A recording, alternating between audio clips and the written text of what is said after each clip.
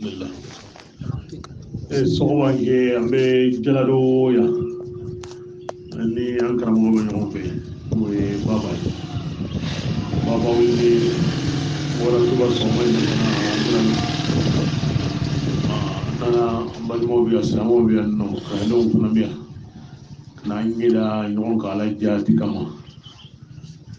ka fɛn ɲɛ ɲɔgɔn fɛ ka fɛn mɛn ɲɔgɔn fɛ min nafa ni Ala sɔnna ma b'an bɛɛ lajɛlen sɔrɔ. O don jalo ko sɔgɔma in na an kɔrɔw ni an faw an'an dɔgɔw an'an balimaw silamɛ bɛɛ lajɛlen sinigɛ ko ko k'an bɛɛ lajɛlen fo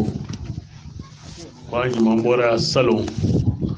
alhamdulillah a ɲuman seginna fana a b'a jigiya fana a ɲuman kana k'aw fana sɔrɔ o hɛrɛ kelen in na o de ye an nakan ye.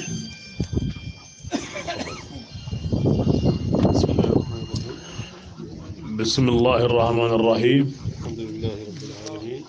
الحمد لله رب العالمين الصلاة والسلام على سيدنا محمد الأمين كسن النعمة بأن كنت محمد الأمين وعلى آله الطيبين الطاهرين أنا دون كسن من بدنو وصحابته الأخيار المنتجبين أني أجا صحابة سكان دلهم بدنو وعلى جميع عباد الله الصالحين كسن النعمة بألا كجون من بيلا جلنكا. السلام عليكم ورحمة الله. السلام عليكم ورحمة الله. الحمد لله على لقائكم بخير. بألا تنو مني أم بتوني هرلا. وليس لدينا الجديد لكي نضيفه أكثر مما قلناه في الأعوام السابقة وما قلناه أيضا في بعض المحطات السابقة في مجيئنا هذا. كما كراتان بلو كافرا سانتمين كما كروكا ani tile fila in na fana an ye kuma minnu kɛ kuma kura t'an bolo ka fara olu kan. كلامنا القديم والمتجدد يصب دائما في مسألة الحث على التمسك بشرط الطريق. kuma kɔrɔ min b'an bolo n'an b'a kurakuraya a bɛɛ lajɛlen ye de baro kelen de don ka mɔgɔw su u ka cɛsiri kɛ min na tarika mun bɛ u bolo u bɛ minɛli kɛ cogo min na ni tarika saritiw ye o kɔrɔlen kura de bɛ yan. لأن الكثير من التلاميذ يظن أنه دخل الطريقة منذ أخذ الورد ولكنه للأسف بقي عند الباب لم يدخل بعد بسبب تراخي الشروط. kalanden caman bɛ yen nɔ ale yɛrɛ ɲɛna n ye wurudi ta dɔrɔn ko n donna nka hali ni o fɔli man di an ye kalanden caman bɛ yen nɔ i jɔlen dɔ da la kabini wurudi ta dɔn i ma dɔn fɔlɔ. من لم يتمسك بهذه الشروط ويحافظ عليها wasa mɔgɔ o mɔgɔ n'i ma minɛli kɛ ni sariti ninnu ye k'a kɔlɔsi لا مستحق له في مشروط هذه الطريقة. o kumana min fɔra ko kan ka di tarika tigi ma e sen t'a la dɛ bari sariti de b'a la n'i ma sariti dafa min kan ka di sariti dafa b'a ma e bɛ o sɔrɔ wa. إلا أن يمن الله عليه بفضله. nka ala kɔni ka ɲi fo n'a ɲana mɔgɔ min ma ten ka fasamantiya k'i ye ten. وبعد الحث على الشروط yamaruya kɔfɛ saritiw kan أيضا tuguni للأسف الشديد هذه السنوات الأخيرة hali n'a fɔli man d'an ye san damadɔ tɛmɛnen kabini o daminɛna كثير من التلاميذ kalanden caman bɛ yen اهتزت وجوههم تجاه بويه. maa caman bɛ yen nɔ u ɲɛda u ɲɛsinyɔrɔ lamagara buye fan fɛ وهو min y'o kɛ أن البعض يشده هواه maa إلى dɔw عكس توجه بويه في السياسة. parce que maa dɔw bɛ yen nɔ a ka di olu ye cogo min na olu ka diya ɲɛ bɛ taa n'u ye yɔrɔ la k'a sɔrɔ min tɛ karamɔgɔ ka laɲini ye. فيمزج بعضهم هواه السياسي بسلوكه في الطريقة. dɔw bɛ u ka politiki diya ɲɛ ɲaami ni u ka tarika fana don cogo ye. فيبدأوا u b'a daminɛ في تصويب النقد تجاه أبويا. ka to ka fɛn fɔ karamɔgɔ ma ويجب أن يفعل ويجب أن لا يفعل. ka to k'a fɔ u ka kuma na karamɔgɔ tun man ka nin kɛ sa karamɔgɔ tun kan ka kɛ tan de. وهذا فيه من الخطر ما لا يخفى على أحد. ni tinyere la ni yere ni fle ni hakili yere ye ibado nin koni na kololo be jogon fede وأذكر التلاميذ بقول بويا ale koni minan kalane hakili jigi doro karamo ye kuma min fo anka ali be kalane hakili jigi wala بويا طبعا يحب أن نكون دائما معا. akonin kadi aye tiyen yere la ko ta jogo la ambe ka ye fan kelen fe هذا هو ما يجب أن يكون. basa odi ka ngake نحن تلاميذ شيخنا أحمد anko anyi afaga kalande unde والذي نراه أمامنا اليوم هو محمد agmana min be anye fe koni nanye bola o ye buye ala kan natanga الذي أقام أود هذه الطريق بعد ضعفها. basa tariqai alla fu kofe ale de ye akokoro madon ka seme dama ka fanga dama وثبتها على الأركان التي أسسها عليها شيخنا رحمه الله. afasha Allah ye allawli samanse min kan ale de ye alatli o kan ka seme dama o kan وزاد عن حماها o kuma ninga do fara sinzanga katafe وجمع شملها ninga jama charinen ton ka fara nyogon kan fana حتى صار جموع التلاميذ اليوم في عزة واعتزاز foka kalanin jama bibina kan lagilen kan ke bonya kono بسبب التوجه السليم ka sababu yake ale ba nyesi chogo mina nyesi chogo nyuma mina الذي ينتهجه بويا في اتباع شيخنا. basa ale de biddo o nyesi chogo nyuma kono sheikhna kasra batullah فمن لم يرضى بمرافقة بويا ni mami majini akata ma nyogonya ye معناه أنه مستنكف عن اتباع شيخنا رحمه الله. abe famuya ebi yere fusaya afa tama nyogonya dema afa ka kalanya dema والعاقل hakilima عليه أن يميز بعقله. ikanga damfara nyini ni hakiliye هناك أمر مهم fendo be no makoba la kosobe وهناك أمر أهم. fendo fana be no nimma ko ka gelen katemenin kan fenyi nin flade makobe ni na ngam makobe ni na katemenin kan مثلا فإذا قلت بأنك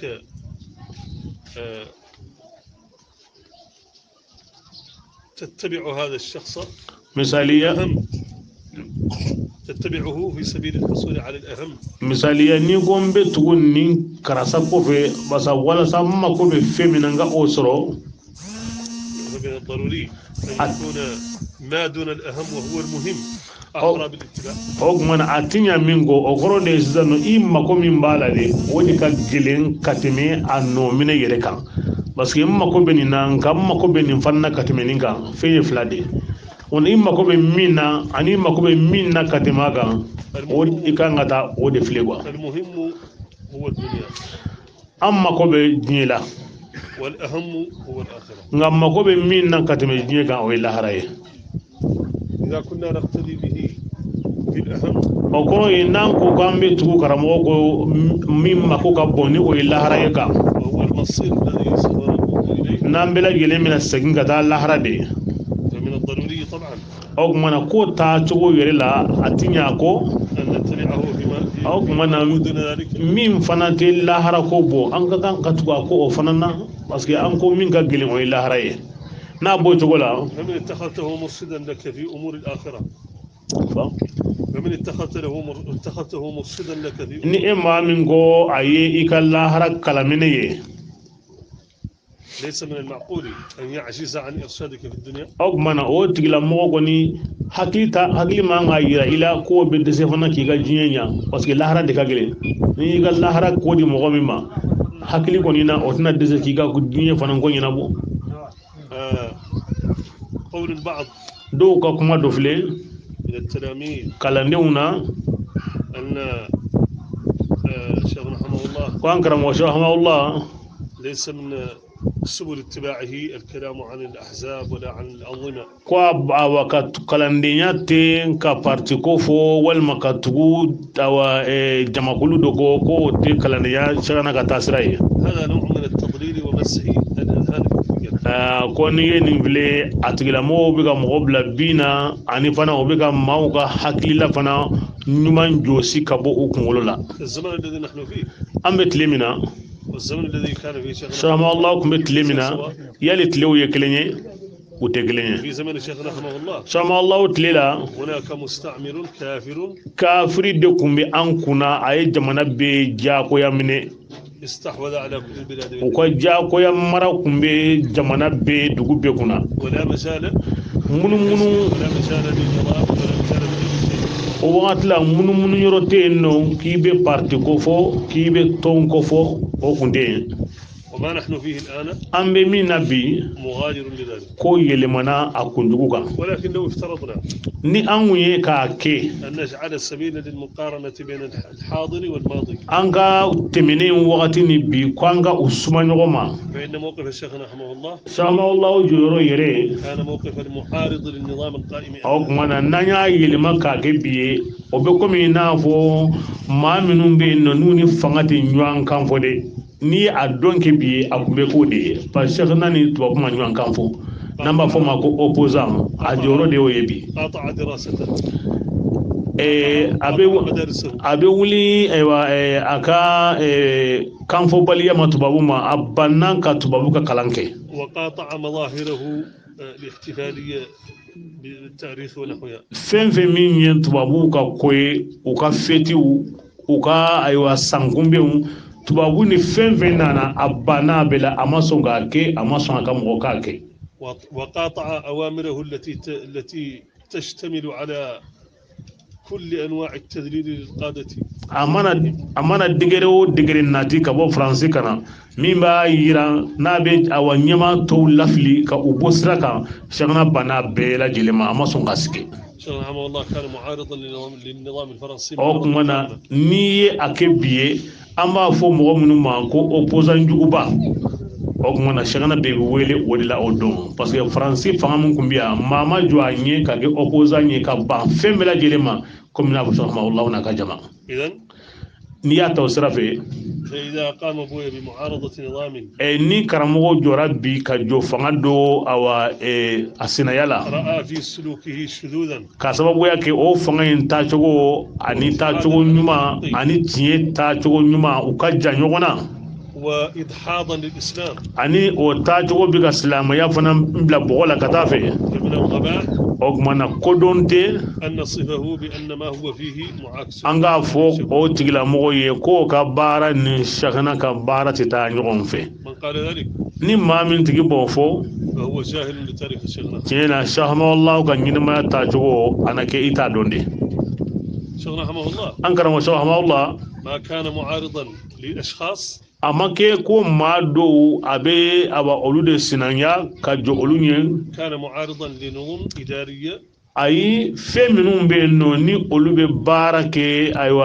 ɲɛmaajuguw ka hukumu kɔnɔ u ka baarakɛdaw a jɔra olu de ɲɛ أرادت أن تستحكم في هذه البلاد parce que olu baarakɛdajugu ninnu de y'a laɲini u ka kiiri boli an ka jamana duguw kan تطمس معالم الدين walasa diina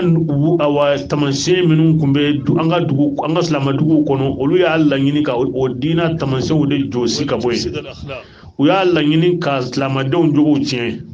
ولتغير أحوال الناس u y'a laɲini ka maaw ka cogoyaw yɛlɛma ka taa cogo ma min ka jugu واليوم bi الكرة تعاد a bɛ komi o fɛn kelen in de seginna ka na tuguni لكن في ثوب nka a nana fini wɛrɛ la نظام محلي ni o ye an yɛrɛ dama an ka fanga min b'an kunna an ni min bɛ ɲɔgɔn kan mɛn an bɛ ɲɔgɔn fɔ an bɛ ɲɔgɔn ba ni ɲɔgɔn ba dɔ de olu de nana olu ka fini de kɔnɔ sisan وما ننصح به إخواننا an kɔni bɛ kɔnɔnajɛya min fɔ an balimaw ye أن ينتبهوا لأنفسهم o de ye bɛɛ ka kunu ni hakili ye وأن يبتعدوا عن انتقاد أبويا bɛɛ k'i yɔrɔ ma janya karamɔgɔ lagosili la وأن يتركوا عنهم تلك الأقوال الشاذة o kuma kirikara ninnu i ka i sen b'o la ka o to yen nɔ k'i mabɔ a la التي لا تليق بمن يحمل هذه الطريقة basa olu ye kumaw ye tiɲɛ na maa min ko i bɛ kalandenya na e sen man ka dɔn o kuma ninnu na n'o ye karamɔgɔ lagosili kumaw ye ويقال karamɔgɔ de ko من أراد أن يساندني في توجهه a ye min fɔ a ko ale ka politiki taasiraw n'a ka di mɔgɔ min ye i k'ale dɛmɛ a la فذلك أحب إلي ale bɛ o de fɛ ومن لم يرد أن يصاحبني في توجهه السياسي ko nka n'a man di maa min ye i n'ale ka taa politiki wala fan kelen fɛ وسكت لم ينتقد ولم يوجه أي كلام جارح. nga iseri ninguna ima alilla gosi ima fenfo aleye وعزوفه عن اتباع مساندتي وعزوفه عن مساندتي لا يشفيني منه. ogmana ale sagli kamo ale diminima ote nafanya ota to kwale ba tayindabla لأن أبويا bas ale هنا لم يقحم الطريق في مسألة الإرادة السياسية. parce que ni kuma infle ba do ni hakli ama tariqa taka kari politique wala de akuna kadi maaminye ikatan nofe o kadinye na yere mandi se inena ikanan lagosi okoro ama tariqa ani politique ko ama ukari yogona. ولو أن عدم اتباعه عندنا فيه ما يمس المريد. hal na ya soro abatubaliya an fe fendo be koni abseka se ekalandema لأن فيه شذوذا basa خصوصا عن الجماعة. ewa i feminye jama famba ye kalandewuna i mabo ola ki kotoro mabo ola o bala إمامنا اليوم وعدم متابعة الإمام شذوذ. wa an karamogo de do bi an kan nyema do ni mamin yero ko ite tugako o tugubaliya nyema ko abe fo mako i dangelen damade ولكنه حفظه الله nga buye koni tena ala ka tanga رفقا بالناس hine kama ni mowiye يبتغي لهم الإعذار في كل شيء. abel لو كان عذرا ضئيلا يجعل منه ما يستحق به أن يكون عذرا abel صاحبه. abebe kallu zura mine abebe kallu zura mine hal ni kallu zura ni haklimaw ba don ko ni zura inga fege ni fasalendo na fatala ngawbe ni ya di awa mine hal ni ere ba don ko ma cin fo abi kallu zura mine. سلام الشيخ رحمه الله kalandewum يعلموا anga don كما قلت السابق أننا في فترة kuma fora to mina ambe wakati gelene la نمر بوقت صعب ambe wakati gelena وما يفيدنا min nafa be an kan هو الجماعة. o de an ka to jamala ما يضمن لنا حقوقنا هو الجماعة. min b'a to an b'an hakew sɔrɔ o de an ka to jamana ما يضمن لنا جميعا السلامة هو الجماعة. min b'a to an bɛ kisi sɔrɔ an sigidaw la o de an ka to jama la يجب أن نظل مجتمعين. o kuma na an ka to an faralen ɲɔgɔn kan يجب أن نظل مصوصي الصف خلف a أبويا. bɛ wajibiya an ka to ɲɔgɔn minɛlen jɛkulu kelen karamɔgɔ kɔfɛ وأقول لكم ale de bɛ min fɔ a ye استمعوا جميعا ale b'a fɔ an bɛɛ ka lamɛnni kɛ وانتبهوا جميعا. an bɛ ka bɔ an yɛrɛ kalama kosɛbɛ قد يصدر أمر بين اللحظة والأخرى a dɔ la tuma ni tuma cɛ maa t'a tuma kelen dɔ de a bɛna fɔ ka fɛn dɔ kɛ من بويا. a bɛna bɔ karamɔgɔ yɔrɔ متى صدر هذا الأمر أيا كان o mana fɔ tuma o tuma ko ka fɛn dɔ kɛ علينا أن نكون كلنا مستعدين. ayiwa kabini kele an ka kɛ ko an labɛnnen don dɛ علينا أن نكون كلنا مستعدين. a b'an ka an ka kɛ an labɛnnen don أقول ale b'a fɔ وأكرر ni ka saga kan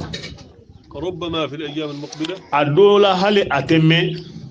وربما في الأسابيع المقبلة a de bɛ se ka kɛ awa dɔgɔkun nataw la قد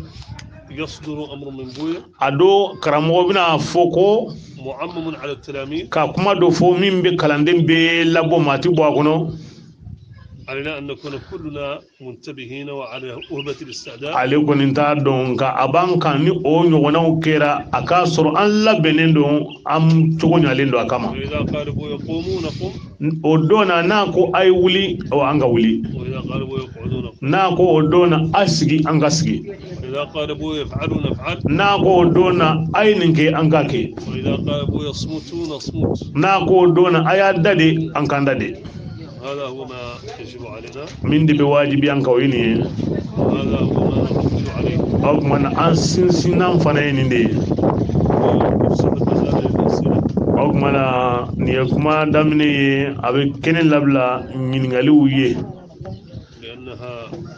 فائدتها أعم من الكلام. parce que ɲininkali ye fɛn ye nafa b'a la a nafa labɔlen do yɛrɛ ka tɛmɛ kuma in ka kan ɲininta in a fanba bɛ o kan ka sababu kɛ a faamuna ko a nafa ka bon kosɛbɛ ni ɲininkali mana kɛ mɔgɔ min bolo ere mana ɲininkali min kɛ a ka ca la o ti bɔ e kɔnɔ bilen a na sɔrɔ a bɛ maa wɛrɛ kɔnɔ o fana na faamuya sɔrɔ a la maa bɛ se ka kuma caman fɔ o b'a sɔrɔ lamɛnbaaw yɛrɛ mako yɛrɛ tɛ se o ma nka ɲininkali kɔni o mako bɛ a tigi la a bɛ ten ni ɲininkali bɛ maa min bolo diina kun kan tarika kun kan ayiwa e bɛ se ka bisimila a y'a fɔ cogo min na ka kɔrɔ ni a b'a dɔn a b'a jaabi d'i ma n'a y'a sɔrɔ a t'a dɔn a yɛrɛ b'a fɔ ko a t'a dɔn maa kelen fɛn bɛɛ dɔn tɛ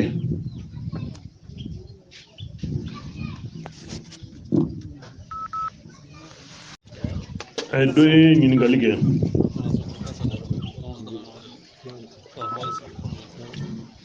a ko komi karamɔgɔ ko sisan ko kalanden man kan k'a fɔ ko kalanden kun man kan ka karamɔgɔ lagosi a ka politiki taa sira in na ayiwa mɛ a ye fɛn dɔ fɔ sisan nɔ k'a fɔ n'i ye Sagana ka don yɛlɛma k'a kɛ bi ye Sagana yɛrɛ de bɛ kɛ opposant belebele ye parce que a ye tubabuw de opposant ya kɛ ko maa caman kun ma o cogo faamuya ko sisan kɔni ko ale ka ɲininkali ye yali maa min kun delila k'a fɔ Buye tun man ka nin kɛ yali a bɛ fɛn kɛ i ka wurudi la wa a tigi bi yan i y'o de fɔ wa i ye nin ɲininkali kɛ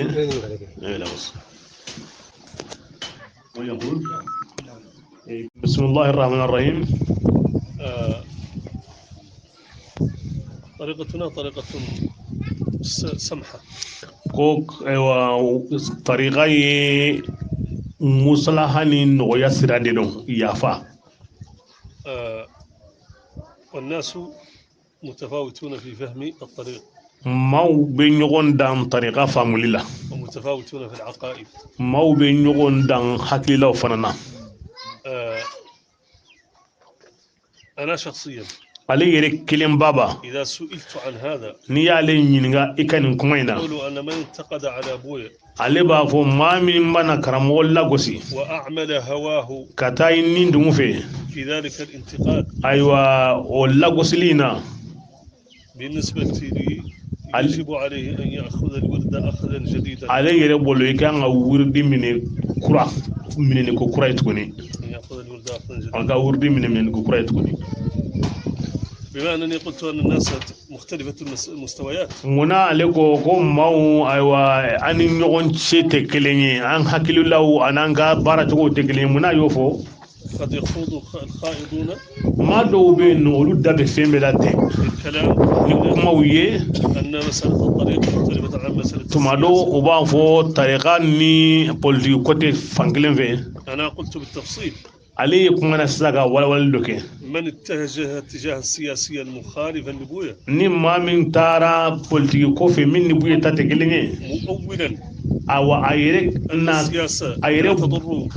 في مسألة الطريق ale yɛrɛ bolo ayiwa tariqa ni siyasa ko u tɛ ɲɔgɔn tɔɔrɔ ولكنه في ذلك لا ينتقد بويا ولا يوجه له كلام nka o wagati la a ma karamɔgɔ yɛrɛ lagosi a ma kumakan jugu fɔ a ma nka u ta sira de ma kɛ kelen ye عندما قال بويا هذا لا أشفيه أنا أيضا لا يسعني إلا ما قال بويا awɔ komi Buye yɛrɛ ko o tɛ baasi ye o t'ale tɔɔrɔ ale fana tɛ se ka fɛn fɔ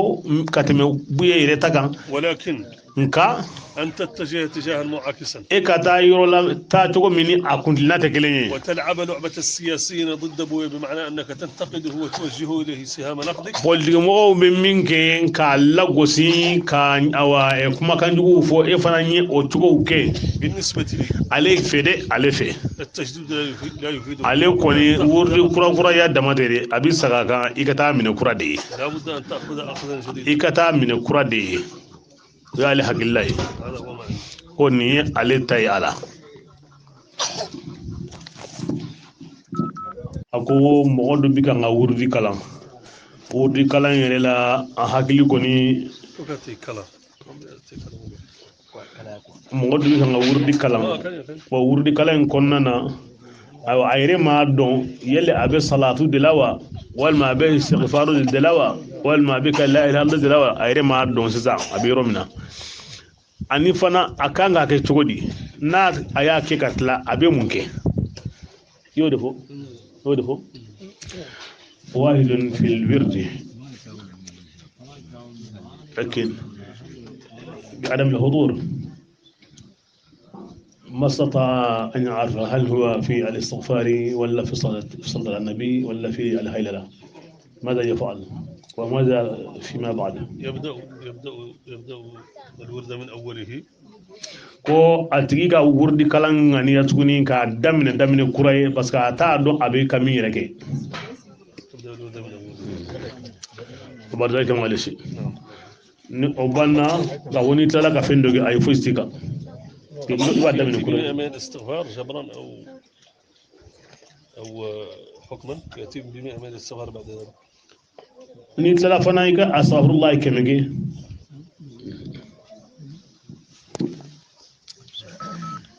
layi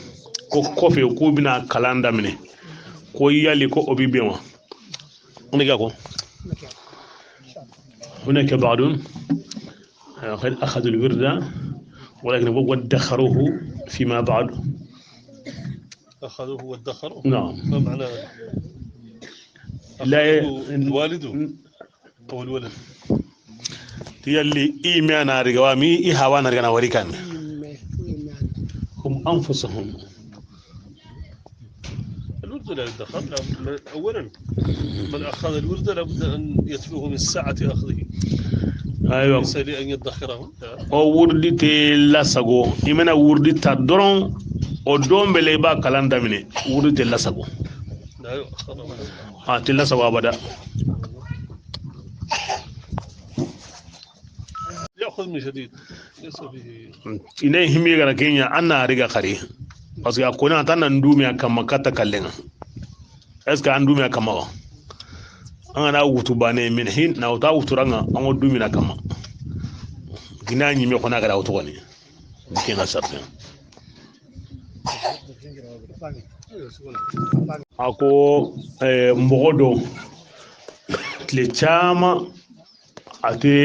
ayere sago bolokan absa ke tamasiraye a bɛ se ka kɛ baton sanfɛla ye o tile caman in na tile 10 ɲɔgɔn a b'o yɛrɛ bɔ yɔrɔ seniman tɛ fan bɛ ɲɛgɛnɛ sali yɔrɔ yɛrɛ tɛ yen wurudi kalan yɔrɔ tɛ yen bon ko yali o tigi a bɛ kɛ cogo di a ka wurudi ko ni sali ko a bɛ kɛ cogo di i ye nin de fɔ قد يحصل للمرء قد يحصل للمرء يكون مسافرا ولا في حبس ولا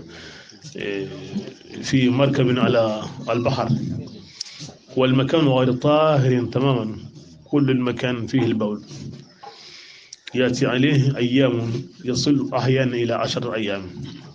ولكن اضطرارا لا اختيارا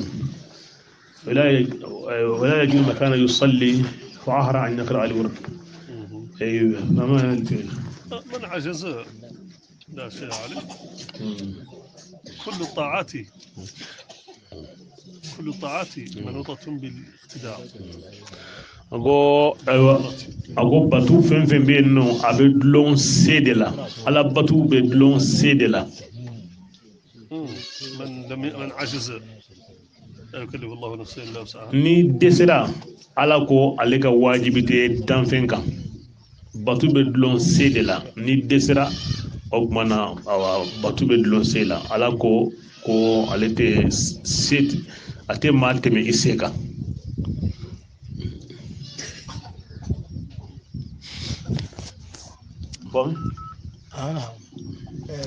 tumana min na ni se sɔrɔla dun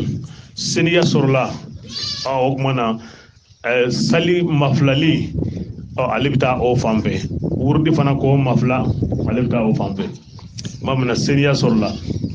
i kɛra i yɛrɛ sagola wagati min na ka sali ninnu ka u sara wurudi in fana ka u kɛ ale bɛ taga o fan fɛ. لأن في هذه الحال parce que nin cogo in كيفية القضاء أن يحصي الشخص كم فاته من الأيام لم يصلي وكل وقت يصلي معه وقت كل ظهر معه ظهر كل عصر معه عصر وهكذا. الورد أيضا كل ورد معه ورد تلك المدة. ako ala mana nin maa min kɛra bi nin na ko a sara cogo telima ani nɔgɔma i b'a filɛ n'i b'a tile hakɛ dɔn masali an ga ke tile saba ye ni bi sali fana sali ibe sali fana kelen ibe o sali ka fara kan juru sara ni ye bi lazara sali ibe lazara juru kelen sali ka fara kan ni ye fitir sali iba kete ni tile saba dafara ko o ya bannen bo wurdi fana ni ye wula ina wurdi kalan ibe awa wurdi kelen fara aka ni ye sinin sɔgɔma wurdi kalan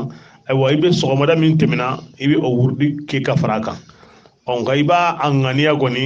awa k'a da ɲɔgɔn kan don fɔlɔ min na masali fana sali o sara fana don fɔlɔ o ka kɛ o sali fana ni o lazara ni o fitiri ni o sɔgɔma ye bon don filanan ka kɛ tile filanan ta ye i b'a ŋaniya ten walasa sara fana bɛ da ɲɔgɔn kan cogo min na bon wurudi ko fana i b'a kɛ o cogo la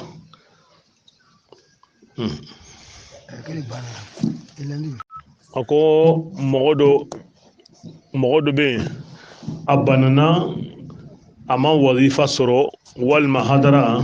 ani lazimu yɛrɛ a bɛ siɲɛ naani bɔ wazifa hadara bɛ siɲɛ naani bɔ o kumana kɔni lazimu ni wazifa kɔni o bɛ caya yɛrɛ bana kama ko yali ko o bɛ kɛ cogo di i y'o de fɔ واحد مريض قد امتد مدة مرضه حتى زاد على 4 جمع ما استطاع الحضور مع التلاميذ في رحلة وفي أثناء ذلك ما استطاع أيضا أن يقرأ الوظيفة ولا حتى اللازم من العمل. المريض وإذا اشتد به المرض حتى لم يستطع التدية اللازم كو بنا باتو منيكا بنا غليرا كادو إني لازم كلانيتي فلا إعادة عليه كو مفلاليتيكا لكن إذا كان مرضا خفيفا غني بنا فيغماندو يستطيع معه التلاوة لكنه لم يفعل يكون بسيكا كالانغا إيما كده هذا يقضي وتجي باسرا أما في حالة اشتداد المرض غني بنا غليرا فلا شيء عليه فينتي أكان أو سراليتي كان فنا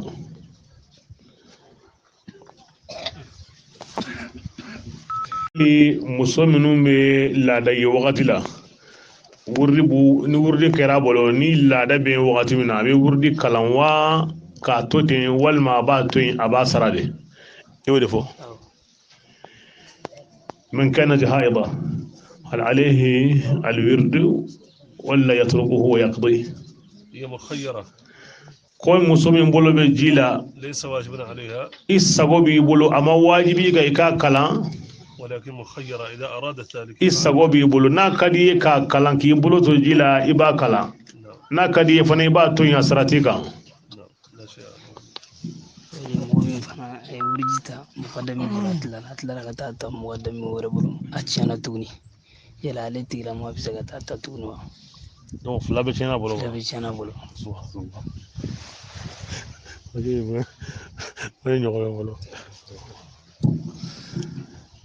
a ko yali mɔgɔ min ye wurudi ta mukadamu dɔ bolo o tiɲɛna bolo a y'a ta dɔ wɛrɛ bolo tuguni o tiɲɛna yala a bɛ se ka taa ta tuguni mukadamu bolo tuguni wa واحد أخذ الورد أكثر من مرة من مقدم وهذا الورد فسد وأخرى وخرج أيضا هل له في الثالثة أن يأخذ الورد أيضا وهو آخرها كابس كاكي كونغا أتيجي كولوسيدي كونيني أكان أو أكاسني لباندي قالوا أن من أخذ الورد مرة وتركه parce que ku b'a fɔ ni maa min ye wurudi minɛ siɲɛ kelen k'a to yen ثم تاب وأخذه i tuubira k'a minɛ k'a to yen ثم تاب المرة الثالثة وأخذه وتركه siɲɛ sabanan n'i tuubira k'a minɛ tuguni k'a to yen لا يطاله بعد ذلك k'u b'a fɔ ko a tɛ d'i ma tuguni hali ɲininkali maa caman man don dɛ ko ni ale ni man kɛnɛ i bɛ se ka salatu dɔ fɔ lazimi na min tɛ alifatilima walaga ye bon yali bana kama fana i bɛ se ka salatu wɛrɛ fɔ wazifa la min tɛ fatilima walaga ye wa walima o tɛ bɛn السائل يقول يعرف أنه كما سأل من كان مريضا يستطيع أن يقرأ أي صلاة أقصر للازم ولكن هل له حين ذاك أن يقرأ صلاة أقصر في الوظيفة؟ الوظيفة لا تجزئ إلا بصلاة الفاتحة. كو وظيفة كوني بيدوري أتوسع فصلة الفاتحة أتوسع إندوري. جوهرة الكمال في بعض الأحيان تبدل ب20 من صلاة الفاتحة، لكن صلاة الفاتحة لا تبدل بشيء. ني جوهرة الكمال تانجليني تمادو بسكاكي وبيفعل نصلاة الفاتحة مغاية. ما صلاة الفاتحة بيدوري من كوني بالا وبيدوري ندفع نفوي. Ameke commande ko bana kama lazimi kaslatu fitininke ay halni bana kamate ibsekake mi ya fotene mi halni bana kamate ibsekake masal faja gonde kafsa na te komi koni ma keni oye lazimi na ko atemine halni bana kamate ibsekake atigi ko ni abe aka forola ataninga segto abe lazim kala wo yali wazo fana msika ke ko chogoywa mun kanne ba nyininga ngana ne fi anta ko mona mbu telirini alli ntehi ma ko na ante ya hay kuma yakuma do kon abe munu foro kono amunu to foro kono abe lazim kala nofe wo yali wazo fana msika kewa يقول قد يوجد من وهو في مزرعته يدور في مزارعه وهو يقرأ اللازم، ولكن هل يجوز له ذلك في الوظيفة؟ سألته قلت تدور ذاهبا أم آتيا من الدار أو إلى الحقل؟ قال لا، يدور في حقله. يعني سؤال فيه سؤال آخر. أولا دورانه في الحقل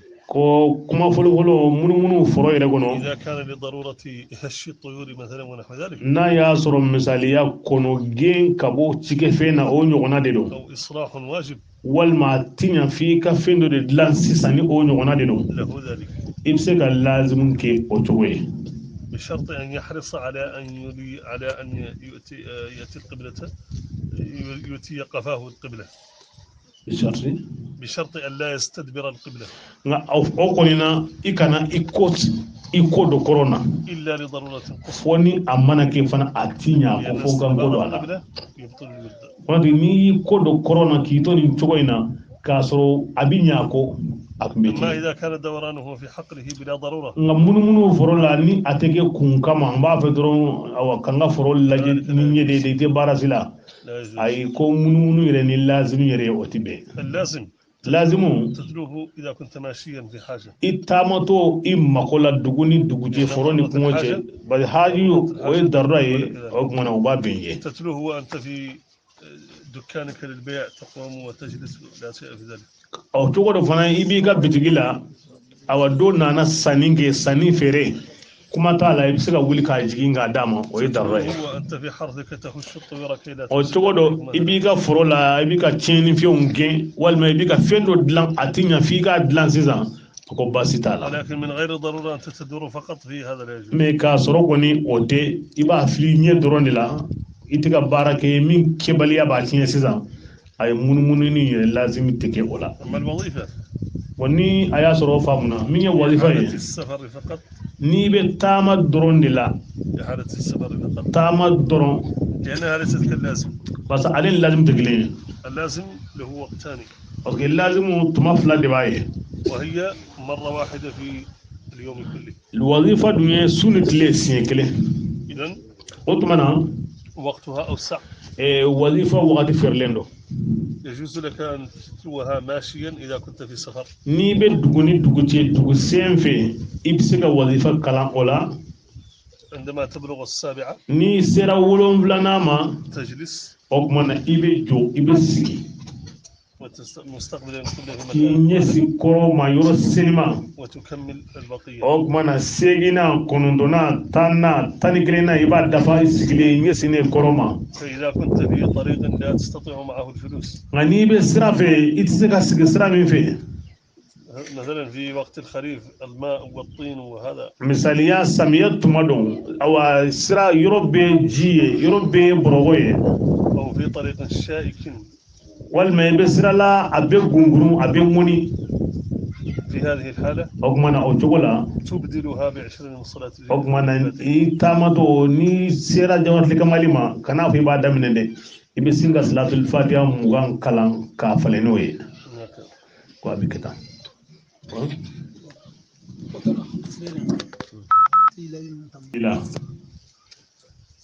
ayiwa i hakili bɔra a juru donni na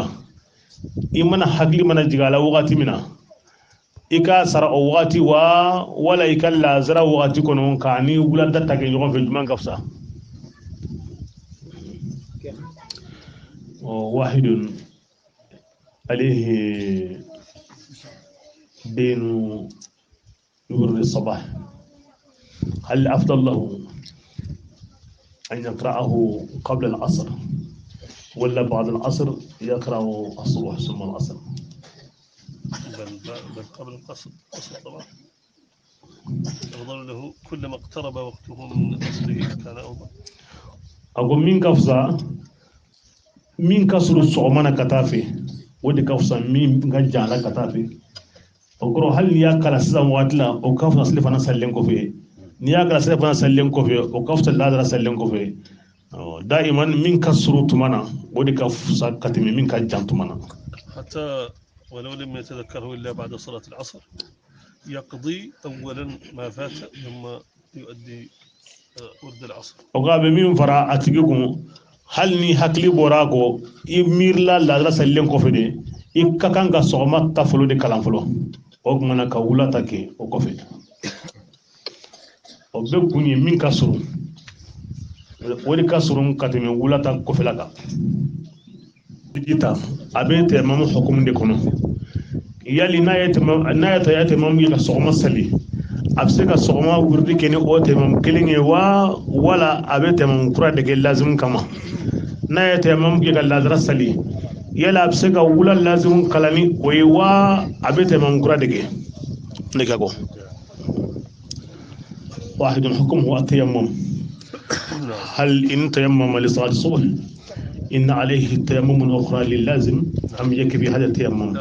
وإن تيمم للعصر أيضا هل أخرى ولا هو يكفي هذا تيمم للصلاة ويتيمم للازم أقولنا يتيمم كي كصوم الصلي والمكان لازم الصلي أكا تيمم كرة كي كاللازم كلا صومتا كدورة كي كاللازم كلا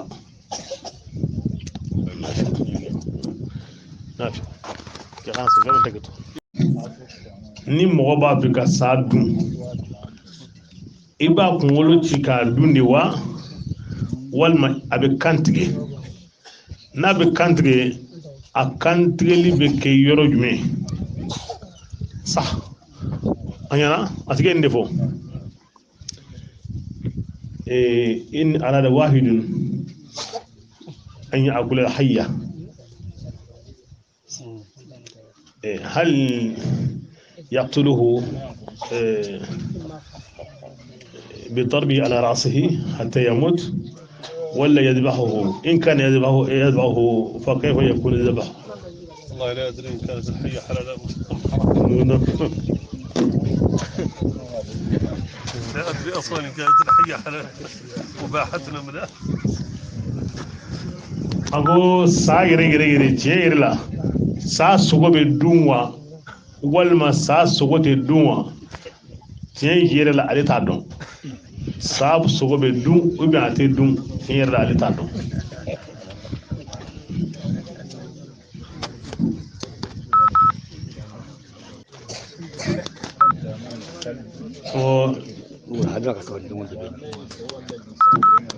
هناك واحد تلميذ لكن لا يرى في محاضرة التلاميذ لا يأتي إلى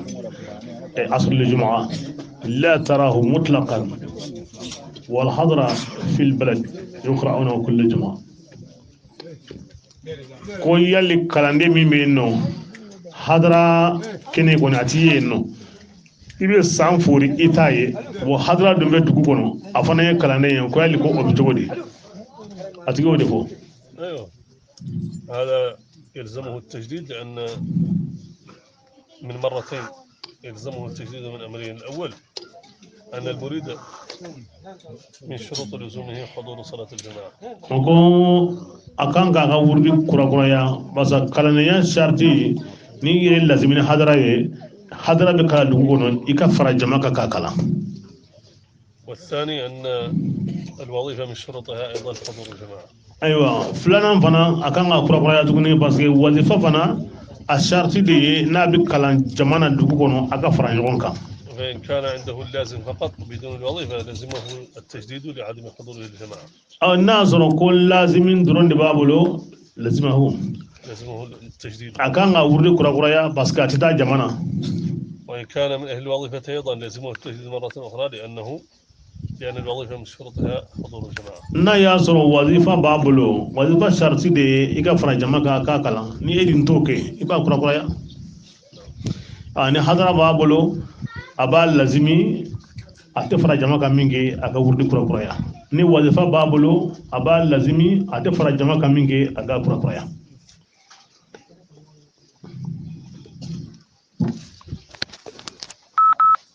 tini anywana miwa walma iman koke man kana fil wirdi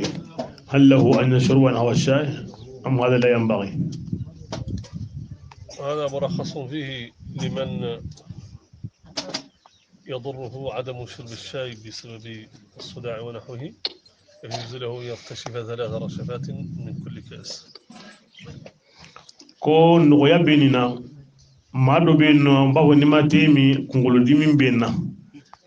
تي سيغرا اوكاما او اوغماني اوكاسي ديريما يبسكا فورونكو سبا او o bena kasi be masaba ama be ama kana temoga ni flana fana yisra la fana forongo saba kana temoga comme daraba ala kungulu dimin ko kama عبادته ngani aya soro o koninte kungulu dimin te foite banate batu وقتها وقت الصوم batu konim wati o yire mine wakati de المتعبد يصوم عن الكلام ويصوم عن okoro ki to batu kono ibi yire mine kabo kumama ibi yire mine kabo minima يصوم عن كل العادات ibi yire mine kabo ikalla da ko bela jelema batu kono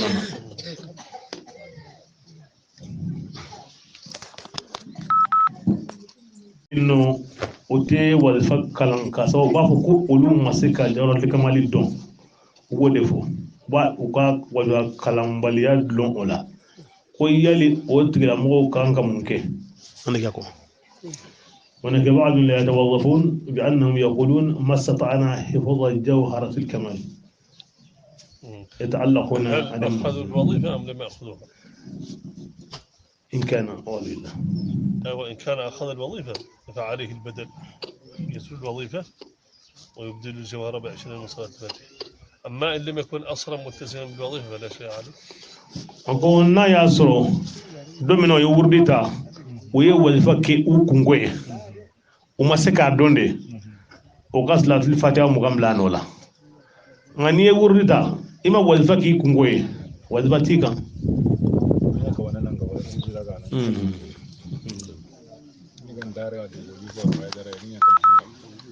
ale de ala don ale mi ufanye andara odela mu'minun بملائكته awa islamu fana indalen do malikawla لا أحد يعرف الملائكة don be anna min be malikawdo لكنهم يعرفون مصدقون للنبي صلى الله nga عليه وسلم andara ala kra de la ale de budon ومؤمنون بأنبياء الله. islamu dalen do nabi nyima temenuna نحن لا نعرف أنبياء don ba anna min be nabi nyima udon ولكننا نصدق النبي الذي يعرفه nga kira min be no ni olu ba don andara olu de la ومؤمنون بكتب الله. islamu be da ala ka kitabu la minun jigina qur'ana nye لولا النبي صلى الله عليه وسلم لما علمنا أن لله كتب. ni ala kira kunte andalen do umina yale an kun ba don ko kitabu wore bora ala fewa ومؤمنون باليوم الآخر andalen do ala ko lahara don bise وبالجنة aljana be وبالنار tasuma be وبالصراط sawati be وأن ما يجري علينا من مقادير الله قدر مقدر andalen do ala femi mana jonsoro ala de ya latige كل ذلك نؤمن به إيمانا جازما ambe dani na hala sikatana nimbe مع جهلنا به esga ambe nunundo كيف تصدق بما تجهل ete femi no ebe dala chogodi تصدق بشيء تجهله ebe da fenna eta don obike هذا chogodi لا يكون إلا إذا كان من بلغك مصدق o mana min ye ci sema no ye tiɲɛ fɔla ye o de kama i bɛ da la هذا هو o ye kuma min fɔ i ye tiɲɛ fɔ i ye tiɲɛ fɔ الذي بلغنا min ye a fɔ an ye o ye tiɲɛ fɔla de ye وهو محمد صلى الله عليه وسلم o ye alakira sallallahu alaihi wasallam min tɛmɛna min bina k'a fɔ an ye an ka da la don ta lahara kana fɔlɔ ما أخبرنا به a ye min fɔ an ye alakira نحن أكثر له تصديقا anw de bɛ da o la kosɛbɛ yɛrɛ مما تراه أعيننا ka tɛmɛ hali an ɲɛ bɛ min na ale ye min fɔ an ye n'an m'a ye dɛ an dalen dɔ la ka tɛmɛ hali an ɲɛ bɛ min na هذا هو الإيمان a bɛ fɔ nin de ma ko limaniya الشيخ o karamɔgɔ fana مرشد ale ye bilasiraliba de ye ما معنى المرشد bilasiraliba kɔrɔ ye jumɛn ye المرشد هو الذي يسر بك o de ye maa min bɛ taa n'i ye في طريق مظلم dibi sira la مليء بالحفر ayiwa dingɛ caman bɛ dibi sira in na مليء بالعراقيل ayiwa balanko caman b'a la ومليء بالشوك ŋɔni caman bɛ sira in na ومليء بالمطبات القاتلة ayiwa fɛn min bɛ yen n'a y'i sɔrɔ dɔrɔn a b'i fa o caman bɛ sira in na أنت تجهل هذه الطريق e tɛ sira in dɔn ولكن nka تعلم أن هذا الشيخ i b'a dɔn ko karamɔgɔ b'a dɔn ينجيك في هذه الطريق a b'i kisi k'i bɔ cogo min na sira jugu in na i b'a dɔn فإذا قال لك ni o k'i ma o sira in fɛ ادخل هذه الحفرة doni wo in kɔnɔ tan تقول أنت بعقلك لا أنا اتبعتك كي تنجيني من الحفرة فكيف تقول لي ادخل هذه الحفرة est ce que ni hakilima ye i b'a fɔ a ne tuguri kɔ de n kana don dingɛ na e b'a fɔ n ye cogo di n ka don dingɛ kɔnɔ est ce que i bɛ sɔn k'a fɔ هو يعلم ale b'a dɔn أن نجاتك e ka kisi sisan في دخول هذه yan nɔ fo an ka don dingɛ in de kɔnɔ